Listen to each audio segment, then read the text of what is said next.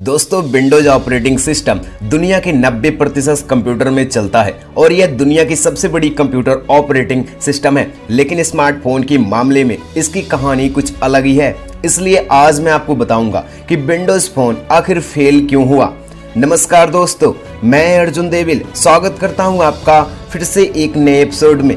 तो चलिए हर बार की तरह शुरू हो जाते हैं। दोस्तों, 2007 के पहले विंडोज ओएस स्मार्टफोन की दुनिया में नंबर 1 था और उसके बाद ब्लैकबेरी ओएस और सर्बन ओएस आया।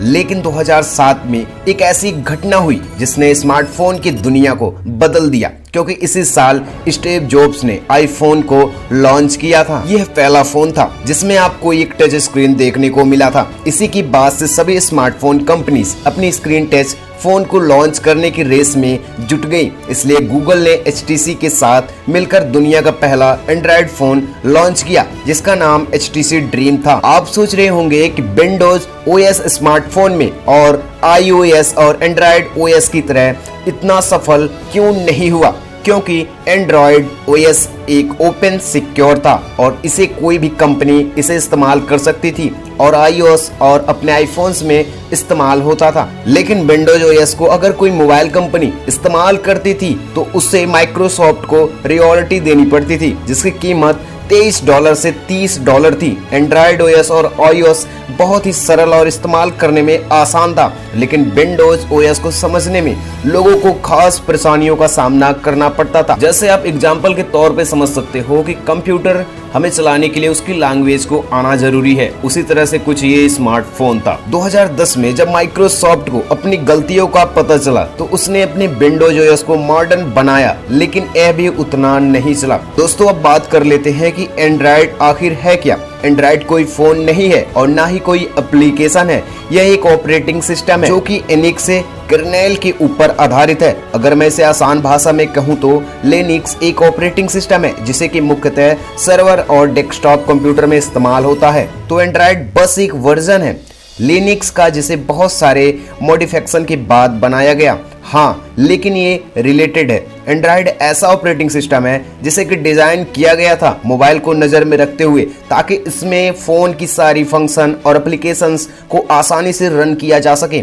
आप जो कुछ भी फोन के डिस्प्ले में देखते हैं वो सारे ऑपरेटिंग सिस्टम के भाग हैं। जब भी आप कोई कॉल, टेक्स्ट मैसेज या ईमेल पाते हैं तब आपकी ओएस से प्रोसेस करती है और आपके सामने रीडेबल फॉर्मेट में पेश करती है। एंड्रॉइड ओएस को बहुत सारे वर्जन में डिवाइड कर दिया गया है और जिन्हें अलग अलग नंबर प्रदान किया गया है उनके फीचर्स, ऑपरेशन स्टेबिलिटी के हिसाब से। तो अगर आपने कभी ऐसा नाम सुना है, बता दूं कि ये सारे एंड्रॉइड ओएस या ऑपरेटिंग सिस्टम के अलग अलग वर्जन के नाम से हैं। मुझे नाम पढ़ने में थोड़ी परेशानी हो रही है, लेकिन मैं आपको स्क्रीन पे दिखाया, आप समझ सकते हो कि इसके नाम कितने अजीब और अलग अलग तरीके से बनाया गया है। अब दोस्तों, बात करते हैं कि एंड्रॉइड आया कहां से और इसको किसने बनाया। एंड्रॉइड INC के ओरिजिनल क्रिएटर्स हैं डी रूबिन, जिन्हें गूगल ने सन 2005 में खरीद लिया और इसके बाद उन्हीं ही एंड्रॉइड डेवलपमेंट का मुख्य बना दिया गया। गूगल ने एंड्रॉइड को इसलिए खरीदा क्योंकि उन्हें लगा कि एंड्रॉइड एक बहुत ही नई और इंटरेस्टिंग कॉन्सेप्ट है जिसकी मदद से वो पावरफुल लेकिन फ्री की ऑपरेटिंग सिस्टम बना सकते हैं, और जो कि बाद में सच साबित हुआ।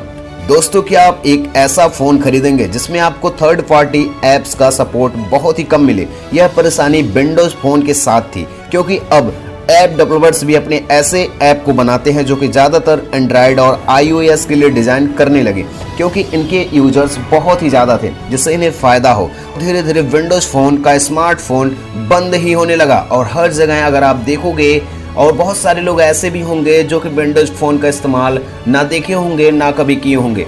आजकल के टाइम पे तो ज़्यादा से ज़्यादा कह सकते हो कि 70% से ज़्यादा एंड्रॉइड राज कर रहा है और 30% iOS राज कर रहा है। पूरी दुनिया की बात मैं आपको बता रहा हूँ। आपके मन में कोई डाउट्स हो तो कमेंट कर सकते हो। हाँ, वीडियो अच्छी लगी हो तो लाइक करना, साथ ही चैनल को सब्सक्राइब करना। मिलते हैं नई वीडियो में नई टॉपिक के साथ, तब तक के लिए